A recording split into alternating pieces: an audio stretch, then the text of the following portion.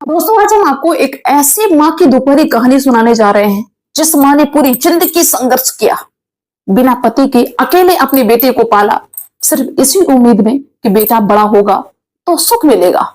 लेकिन ऐसा कुछ भी नहीं होता है। लेकिन एक दिन की बात है, बेटा अपनी पत्नी को शॉपिंग कराने के लिए जा रहा था। धोखे से, गलती से, पता नहीं कैसे उस बेटा ने अपनी माँ से ये पूछ लिया कि माँ तुमको बाजार से कुछ मंगाना हो तो मुझे बता दो, मैं तुम्हारे लिए भी ले आऊंगा। तो माँ ने फटाफट से एक पर्ची बना दी और उस पर्ची में कुछ लिख दिया और कहा कि बेटा जाओ, ये अगर मिल जाए बाजार में तो लेके आना। बेटा खुशी खुशी उस पर्ची को रख लेता है और अपनी पत्नी के साथ में शॉपिंग करने के लिए चला जाता है। और जब वो उस पर्ची को खोल के देखता है, निकालता है कि देखिए माँ ने क्या लिखा है, वो सामान भी हम लिए जाएं, तो उसमें जो लिखा था उसके बारे में जब आप लोग जानेंगे तो आपकी आंखों में आंसू आ जाएंगे। तो चलिए दोस्तों, पूरी कहानी को बताते हैं कि आखिर में उस बुजुर्ग माँ ने उस पर्ची में क्या लिखा था। आप सभी का बहुत बहुत स्वागत है मेरे YouTube चैनल में एक और नई वीडियो में। दरअसल दोस्तों, ये कहानी एक ऐसी माँ की है जिनकी शादी के सिर्फ 2 साल का समय बीता था। 8 महीने का गर्भ था, लेकिन पति की अचानक से मौत हो जाती है। उस माँ के लिए, उस पत्नी के लिए, उस बीवी के लिए दुखों का पहाड़ टूट पड़ता है। आगे पीछे कुछ भी नहीं दिखाई देता है। सोच के देखिए, 8 महीने का गर्भ पति छोड़ के चला गया, कैसे जिंदगी कटेगी? क्योंकि आज के टाइम पे कोई किसी का साथ नहीं देता है। माँ रोती रही, चीखती रही, चिल्लाती रही, लेकिन जैसे जैसे वक्त आगे बढ़ता जाता है वो पूर्णा अपने आप को संभालती जाती है, सिर्फ इस उम्मीद में कि चलो कोई नहीं इस दुनिया में है, मेरा बच्चा इस दुनिया में आएगा, हम उसी के सहारे जिंदगी काटेंगे। 9वां महीना पूरा हो जाता है, बेटा होता है। माँ पूर्णा जो थी बहुत खुश हो जाती है कि अब मेरा बेटा जो है ना, इसी के सहारे हम जिंदगी काट देंगे, मेरी जिंदगी जीने का सहारा मिल गया मुझे, अब मुझे कोई चिंता नहीं है। लेकिन उससे पहले ससुराल के प्लस मायके वाले लोगों ने बहुत दबाव डाला पूर्णा पे कि ऐसा करो कि अभी तुम्हारी नई उम्र है, शादी कर लो, ऐसे एक बेटा के सहारे तुम अपनी जिंदगी कैसे काट पाओगे? लेकिन पूर्णा ने किसी की नहीं सुनी।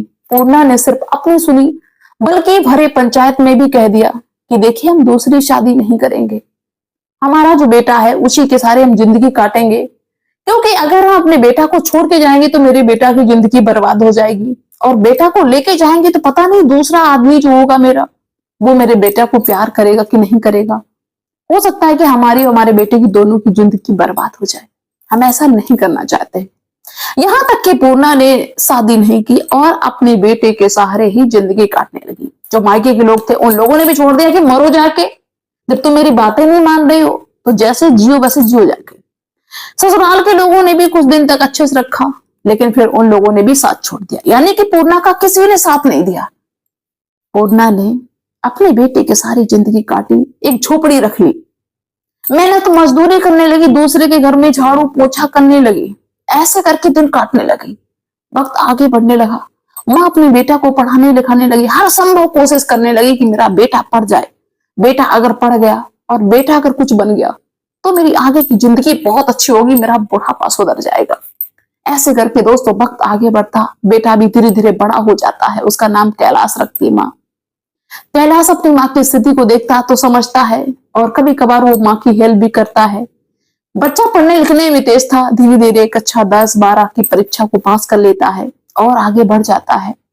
यहाँ तक कि कैलाश छोटा मोटा काम भी करने लगता है। जवान हो चुका था, शादी भी आने लगती है। कई बार तो कैलाश ने मना कर दिया कि अभी नहीं हम शादी करेंगे, लेकिन फिर जब माँ ने ज्यादा दबाव डाला तो कैलाश शादी भी कर लेता है। कैलाश ने अपना घर भी बनवा लिया, शहर में घर बनवाया, गांव से माँ को भी ले गया। पहले कैलाश अपनी माँ के साथ में बहुत अच्छा व्यवहार करता रहा, लेकिन जब पत्नी आ जाती है तो धीरे धीरे कैलाश का जो मन था, दिल दिमाग जो था, वो अपनी माँ की तरफ से हटने लगता है। पूरे दिन ऑफिस में रहना, शाम को लौट के घर पे आना, तो बस पत्नी के आगे पीछे घूमना, उसका यही रूटीन बन गया। उसने ये देखना छोड़ दिया कि मेरी माँ कहाँ है, माँ के पास में बैठे, माँ से बात करें, माँ क्या कर रही, क्या नहीं कर रही, क्या दिक्कत, क्या परेशानी, यानी कि सिर्फ वो बीवी की सुनता था और माँ की सुनना उसने बंद कर दिया, माँ के पास भी जाना बंद कर दिया। माँ जो पूर्णा थी, वो जब इस व्यवहार को देखती अपने बेटा का, तो माँ चौंकने लगती है, माँ परेशान होने लगती है। माँ ये सोचती है कि हो सकता आज नहीं तो कल आए, आज टाइम नहीं मिला होगा तो कल आएगा, कल दिन आता है तो सोचती है आज टाइम नहीं मिला होगा, फिर कभी आएगा। सालें बीतने लगती हैं, लेकिन बेटा के पास में इतना भी टाइम नहीं होता है जो 1 मिनट भी वो अपनी माँ के पास में खड़ा हो जाए और माँ का हालचाल पूछ ले। माँ अपने बेटे के इस व्यवहार को देख के बहुत ज्यादा दुखी रहा करती थी। बेटा कभी अपनी माँ का हालचाल नहीं पूछता था, नाती पोते भी हो जाते हैं, माँ अपनी जिंदगी यूं ही काटती, 2 रोटी मिल जाती है, कोने में पड़ी रहती है। माँ सोचती कि मैंने क्या क्या सोचा था, लेकिन ये क्या हो गया, मेरा बेटा तो मुझे भूल गया, मेरा तो समय ही बदल गया, ये भी कोई जिंदगी है। ऐसे करके दोस्तों वक्त आगे बढ़ता, लेकिन बहू जो थी वो कभी भी अपने सास के साथ में अच्छा व्यवहार नहीं करती थी। बहू पार्टियों में व्यस्त रहती थी, कभी मायके चली जाती, कभी मायके वालों को घर बुला लेती थी, लेकिन अपनी सास की कभी परवाह नहीं की। कभी भी उस बहू ने ही नहीं सोचा कि मेरी सास ने इतनी परेशानी झेली है, कैसे मेरे पति को पढ़ाया लिखाया, संघर्ष झेला, हम इनकी इज्जत करें। बहू ने कभी नहीं सोचा, बल्कि बहू हमेशा ये चाहती थी कि मेरा पति इससे बिल्कुल ना बात करे। दोस्तों एक दिन की बात है कि जो उस कैलाश की पत्नी थी, वो अपने पति से कहती कि चलो मुझे शॉपिंग करने जाना है। तो पता नहीं कैलाश का दिमाग कैसे हो गया, कैलाश तो उस दिन छुट्टी पे था। कैलाश ने कहा कि ठीक है चलो हम तुमको शॉपिंग के लिए ले चलते हैं, लेकिन कैलाश अपनी माँ के पास नहीं पहुंच गया।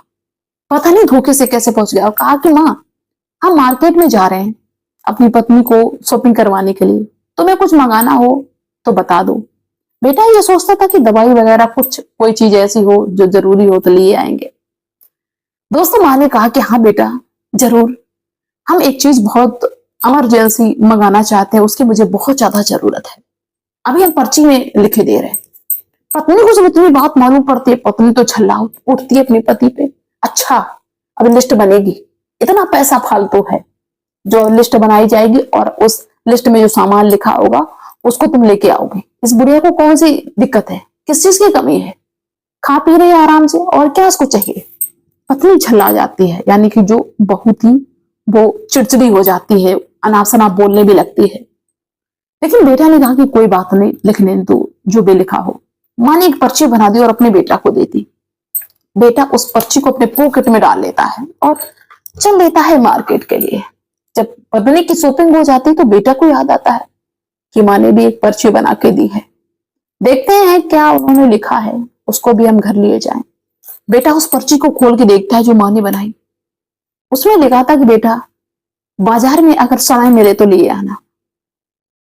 बेटा की समझ में नहीं बात आती कि माँ ने ये ऐसा क्यों लिखा। भाई माँ का हमें लगता दिमाग फिर गया है, दिमाग हमें लगता डिस्टर्ब है।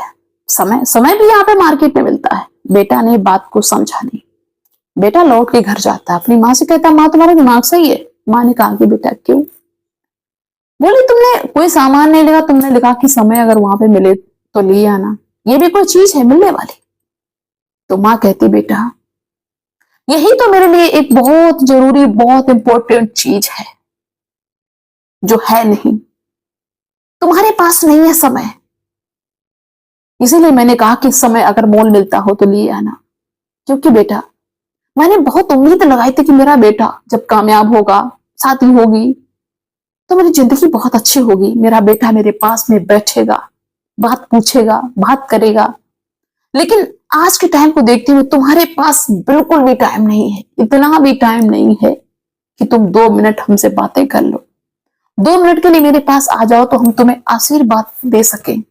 समय की बहुत कमी है बेटा, इसलिए मैंने सोचा कि शायद बाजार में समय मिलता हो तो ले आना, उसको हम तुम्हें दे देंगे ताकि तुम 2 मिनट मेरे पास में आ जाए करो। दोस्तों माँ ने जब इस बात को समझाया तो बेटा शर्मिंदा हो जाता है, शर्म के मारे झुक जाता है और अपनी माँ से कहने लगता है कि माँ मुझे माफ कर दो, हम तो इस राग रंग की दुनिया में भूल ही गए थे। ऑफिस, ऑफिस से घर, घर से ऑफिस, ऑफिस से घर, पत्नी को देखते तुम्हें भूल ही गए थे कि माँ के अंदर भी कोई ख्वाहिश होगी, माँ की भी कोई उम्मीद होगी। माँ मुझे माफ कर दो, अब ऐसी गलती नहीं होगी, हम जब भी ऑफिस के लिए निकलेंगे सबसे पहले तुमसे मिलेंगे, और जब भी ऑफिस जाएंगे तो सबसे पहले तुमसे मिलेंगे।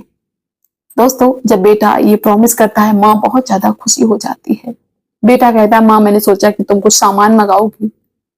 माँ कहती, बेटा मुझे क्या चाहिए? और जो पास में बहू खड़ी थी वो भी शर्मिंदा हो जाती है, वो भी अपनी गलती को मान लेती, माँ मुझे माफ कर दो, हम भी तुम्हारे बारे में हमेशा गलत सोचते थे, मैंने सोचा पता नहीं तुमने कौन सा बड़ा सामान इसमें लिख दिया है, लेकिन तुमने कोई सामान नहीं लिखा। दोस्तों, उस दिन से बेटा और बहू दोनों पूर्णा की इज्जत करने लगते हैं और बड़े अच्छे से रखने लगते हैं, समय भी देते हैं। तो क्या कहना चाहेंगे माँ की इस सूझबूझ पे, माँ की इस लिखावट पे? आप लोग अपनी राय अवश्य देना। मिलते हैं नेक्स्ट वीडियो में, तब तक के लिए बाय।